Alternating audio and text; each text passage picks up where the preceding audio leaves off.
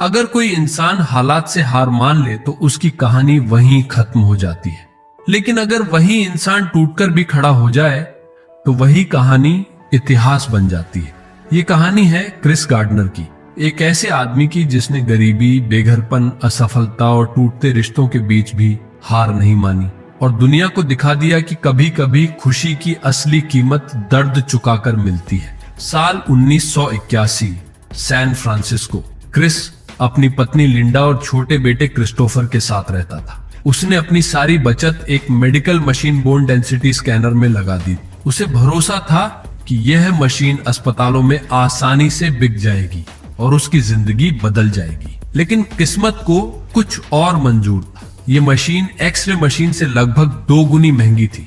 अस्पताल इसे खरीदने से बचते थे और क्रिस के लिए हर महीने कम से कम 2 मशीनें बेचना जरूरी था, वरना घर का किराया, राशन और बिल चुकाना मुश्किल हो जाता। धीरे धीरे हालात बिगड़ते गए।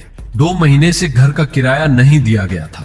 घर का खर्च अब लगभग पूरी तरह लिंडा के कंधों पर आ गया था। वह डबल शिफ्ट कर रही थी, थक चुकी थी, टूट चुकी थी। उसे लगने लगा था कि क्रिस कभी सफल नहीं होगा। रोज छोटे छोटे झगड़े होने लगे। एक दिन क्रिस अपने बेटे को स्कूल छोड़कर फिर मशीन बेचने निकलता है, लेकिन पूरे दिन कोई अस्पताल खरीदने को तैयार नहीं होता। इसी बीच लिंडा बताती है कि टैक्स का नोटिस भी आ गया है और जैसे मुश्किलें कम नहीं थीं, बाहर निकलते ही उसकी कार नो पार्किंग में खड़ी होने की वजह से टो कर ली जाती है। उस रात घर लौटकर क्रिस चुपचाप रूबिक क्यूब सुलझाने बैठ जाता है। उसी दौरान उसकी नजर एक आदमी पर पड़ती है जो एक महंगी कार चला रहा था। क्रिस उससे पूछता है, आप क्या करते हैं? वह मुस्कुराकर जवाब देता है, मैं स्टॉक ब्रोकर हूँ। क्रिस ने देखा उस बिल्डिंग से बाहर निकलने वाले लोग खुश दिख रहे थे। उसे लगा शायद यही रास्ता है जो उसे परेशानियों से बाहर निकाल सकता है। उसने फैसला कर लिया, अब वह स्टॉक ब्रोकर बनेगा।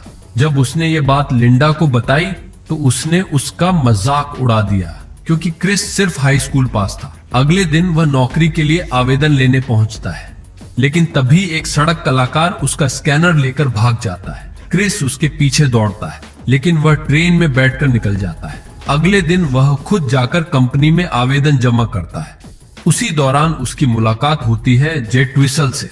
जे टैक्सी में बैठने वाला होता है। क्रिस उसके साथ टैक्सी में बैठ जाता है। उसे मौका चाहिए था, हम बस कुछ मिनट बात करने का।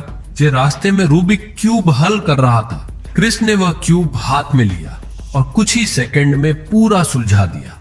जे प्रभावित हो गया, लेकिन टैक्सी का किराया क्रिस को देना था और उसके पास पैसे भी मुश्किल से थे। कुछ ही दिनों बाद घर की हालत और बिगड़ गई। लिंडा आखिरकार उसे छोड़कर चली गई, लेकिन जाते जाते बेटा क्रिस्टोफर उसके पास छोड़ गई। अब क्रिस के पास जिम्मेदारी थी, पैसा नहीं। उसी दौरान कंपनी से इंटरव्यू का फोन आता है, लेकिन अगले ही दिन पुलिस उसे नो पार्किंग चालान न भरने की वजह से पकड़ लेती है। वह रात पुलिस स्टेशन में बिताता है। सुबह उसे सीधे इंटरव्यू के लिए भागना पड़ता है। न ठीक कपड़े, न तैयारी, न वक्त। वह घबराया हुआ कमरे में दाखिल होता है और सच बोल देता है, कल रात मुझे चालान न भरने की वजह से गिरफ्तार कर लिया गया था। कमरे में लोग हंस पड़ते हैं। फिर वह कहता है, अगर मुझे किसी सवाल का जवाब नहीं पता होगा तो मैं साफ कह दूंगा कि नहीं पता, लेकिन जवाब कैसे ढूंढना है ये मैं बहुत अच्छी तरह जानता हूँ। ये बात सबके दिल को छू जाती है और उसे इंटर्नशिप मिल जाती है। लेकिन मुश्किल अभी खत्म नहीं हुई थी। ये 6 महीने की बिना वेतन वाली इंटर्नशिप थी, मतलब काम भी करो और घर भी चलाओ। उसी समय क्रिस ने एक फैसला किया, वह हार नहीं मानेगा। दिन में ऑफिस, शाम को मशीन बेचने की कोशिश, रात को बेटे के साथ घर लौटना। समय बचाने के लिए वह फोन का रिसीवर नीचे नहीं रखता था, ताकि हर कॉल के बीच कुछ सेकंड बच सके। वह पानी कम पीता था ताकि वॉशरूम जाने में समय न जाए। जहां बाकी लोग 9 घंटे लेते, वह वही काम 6 घंटे में खत्म करता। लेकिन जिंदगी अभी और इम्तिहान लेने वाली थी। किराया न दे पाने की वजह से उन्हें घर से निकाल दिया गया। अब क्रिस और उसका बेटा बेघर थे। एक रात वे स्टेशन के बाथरूम में छिपकर सोए। क्रिस ने अपने बेटे से कहा, हम टाइम मशीन में हैं, अभी डायनासोर से बच रहे हैं। वह अपने बेटे को डर से बचाने के लिए कहानी बना रहा था, लेकिन खुद अंदर से पूरी तरह टूट चुका था। बाथरूम का दरवाजा बाहर से कोई पीट रहा था। क्रिस ने बेटे को सीने से लगाया और उसकी आंखों से आंसू बहने लगे। शायद जिंदगी में पहली बार उसे अपनी मजबूरी इतनी भारी लगी। कुछ दिनों तक वे चर्च की लाइन में लगकर रात बिताते रहे। दिन में ऑफिस, शाम को बेटे को संभालना, रात को सिर छुपाने की जगह ढूंढना। लेकिन उसने हार नहीं मानी। एक दिन उसने अपना खून बेचकर पैसे जुटाए, उन्हीं पैसों से स्कैनर ठीक करवाया, फिर उसे बेचकर कुछ पैसे मिले और कई दिनों बाद पहली बार वह बेटे को लेकर एक छोटे होटल में सो पाया। वह रात सिर्फ नींद नहीं थी, वह उम्मीद थी। फिर आया इंटर्नशिप का आखिरी दिन। उस दिन वह नई कमीज पहनकर ऑफिस पहुंचा। मिस्टर मार्टिन ने मुस्कुराकर कहा, कल भी यही कमीज पहनकर आना, क्योंकि कल तुम्हारी नौकरी का पहला दिन है। ये सुनते ही क्रिस कुछ सेकंड के लिए बिल्कुल शांत हो गया। फिर उसकी आंखें भर आईं।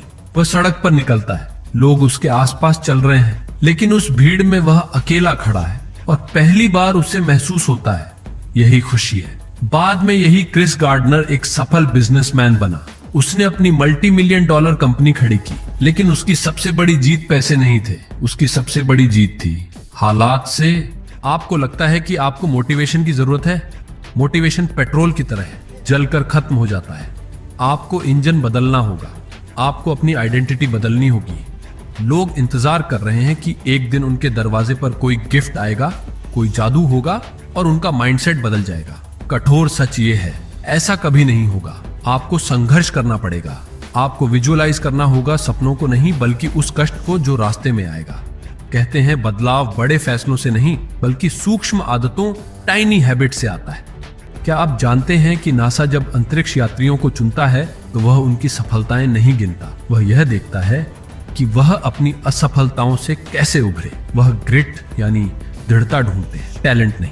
अब मैं चाहता हूं कि आप मेरी बात बहुत ध्यान से सुने। ये वीडियो खत्म होने वाला है, लेकिन आपकी लड़ाई अब शुरू होगी। याद रखना, एक दिन यह सब खत्म हो जाएगा। जब आप अपने आखिरी बिस्तर पर होंगे तो आपके सामने दो लोग खड़े होंगे, एक वह जो आप बन गए और दूसरा वो जो आप बन सकते थे।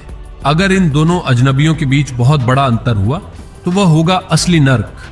लेकिन अगर वह दोनों एक जैसे दिखे, अगर आपने अपनी पूरी क्षमता को निचोड़ लिया, तो वह होगा स्वर्ग। चुनाव आपका है। बहुत बहुत धन्यवाद।